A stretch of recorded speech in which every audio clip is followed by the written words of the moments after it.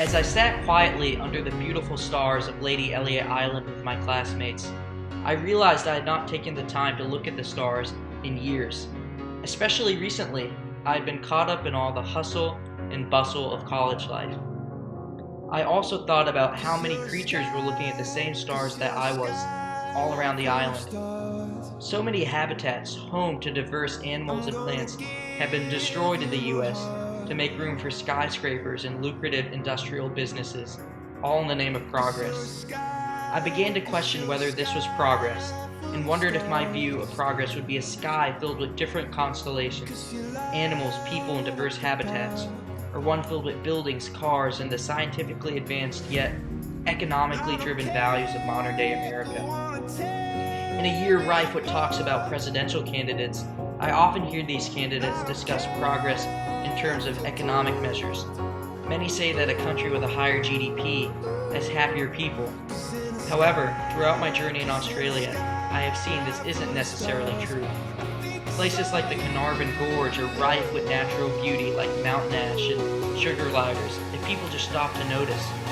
The beautiful seaside town of Noosa has a council of environmentally conscious citizens who have put off the creation of a new marina to preserve the biodiversity and tranquility of the environment, even though the marina may bring in more monetary value in the long run. The slogan, "Better, not bigger," was a major theme for the city, and one I now firmly believe in, and this may be more indicative of true progress.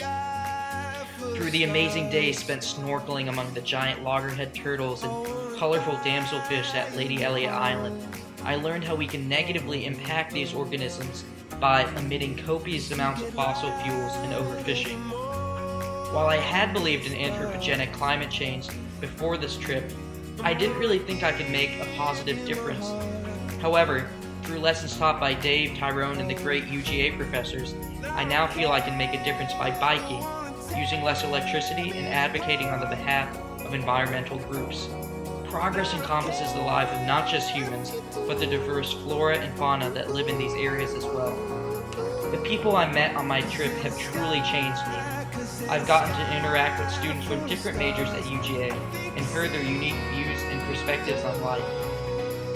I also learned how marginalized people, like the Aborigines, may be more complex and human than we could have ever imagined.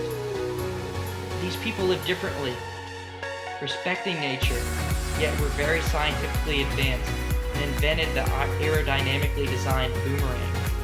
They demonstrated progress, but not the mainstream US view of progress.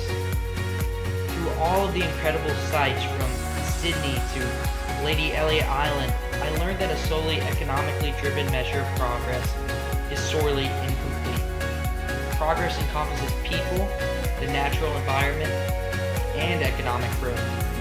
I plan to take these lessons and memories I've learned to grow as a person, and will look at the stars more often at home to see the beginning of constellations encompassing the triple bottom line, reflecting my new and more holistic view of progress. Australia has changed me, and I hope to remain a better global citizen as a result.